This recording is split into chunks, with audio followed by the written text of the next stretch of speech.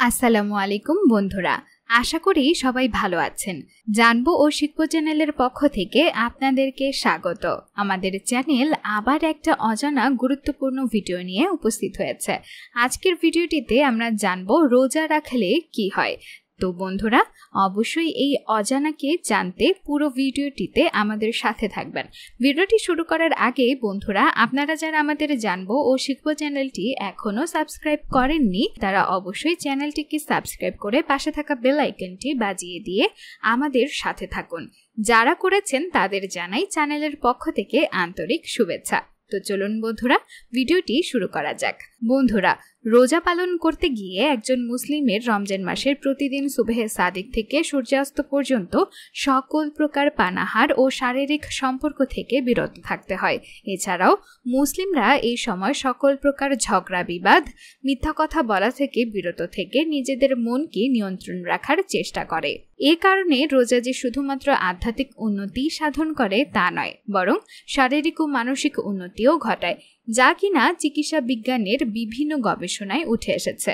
রমজানের রোজায় আল্লাহর সন্তুষ্টির সাথে সাথে বৈজ্ঞানিকভাবে আমরা নানান শারীরিক উপকারিতা পেয়ে থাকি। তো চলুন বন্ধুরা, জেনে নিই রোজা থাকলে কি হয়। রোজা রাখলে শরীরের ক্ষতিকর পদার্থ বের হয়ে যায়।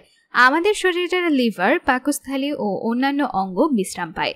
আর যেহেতু আমাদের শরীর তার নিজস্ব প্রক্রিয়ায় বিভিন্ন কাজ সম্পাদন করে থাকে, তাই এ সময় আমাদের শরীরে যে টক্সিন বা বিষাক্ত পদার্থগুলো জমা ছিল সেগুলো শারীরিক ক্রিয়াকলাপের মাধ্যমে শরীর থেকে বের করে দেয়। এতে করে আমাদের অঙ্গ প্রত্যঙ্গের কার্যকারিতা বৃদ্ধি পায়, পরিপাক তন্ত্র পরিষ্কার হয়ে যায় এবং রক্ত সঞ্চালনের উন্নতি ঘটে। রোজায় হজম শক্তি বৃদ্ধি পায়। লম্বা সময় খাবার থেকে বিরত থাকার কারণে আমাদের পরিপাকতন্ত্র বিশ্রাম পায়। লিভার থেকে এনজাইম নিঃসরণ হয়, যেগুলো শরীরের চর্বি ও কোলেস্টেরলকে ভেঙে বাইল অ্যাসিডে রূপান্তরিত করে, যেটা কিনা পরিশেষে হজম শক্তি বৃদ্ধি করে, ওজন হ্রাস করতে সাহায্য করে। আমরা যদি দীর্ঘ সময় রোজা রাখি এবং স্বাস্থ্যকর খাবার পরিমাণ মতোভাবে খাই, তাহলে ওজন কমানো খুব সহজ হয়ে যায়।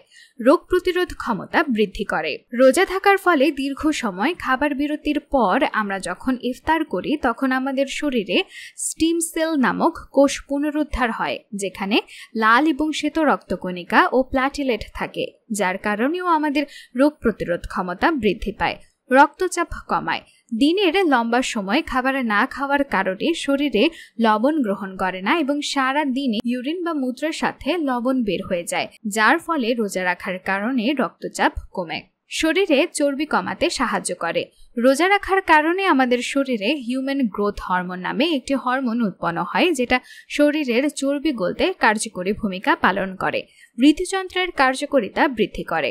রোজা রাখার কারণে শরীরে খারাপ কোলেস্টেরলের পরিমাণ হ্রাস পায়, রক্তচাপ নিয়ন্ত্রিত হয়, ফলে হৃদযন্ত্রের কার্যকারিতা বৃদ্ধি পায় এবং উন্নতি সাধন হয়। মানসিক স্বাস্থ্যের উন্নতি সাধন।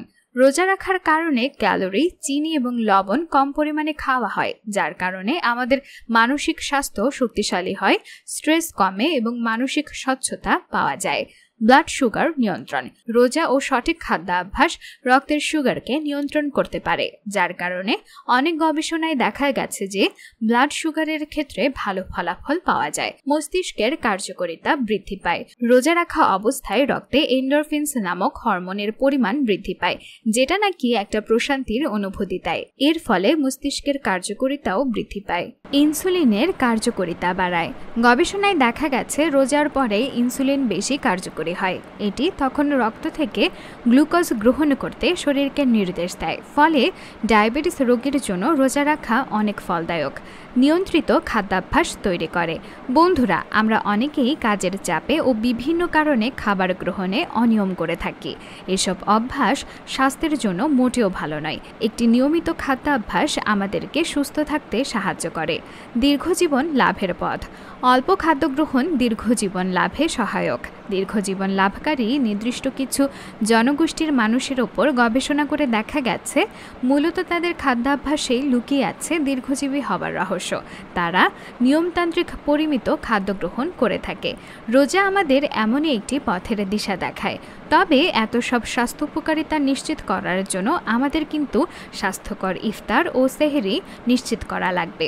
অস্বাস্থ্যকর এবং বেশি করে মশলা, তেল ও লবণ ব্যবহার করা ইফতার কিন্তু আমাদের জন্য সুস্বাস্থ্যের বদলে অসুস্থতা নিয়ে আসবে। আর পরিশেষে আরেকটি কথা না বললেই নয়, আমাদের রোজা রাখার মূল উদ্দেশ্য কিন্তু হতে হবে আল্লাহ তাআলার সন্তুষ্টি, আর তার পাশাপাশি যে স্বাস্থ্য উপকারিতা আমরা পাচ্ছি সেটা হচ্ছে প্রত্যাশার অতিরিক্ত।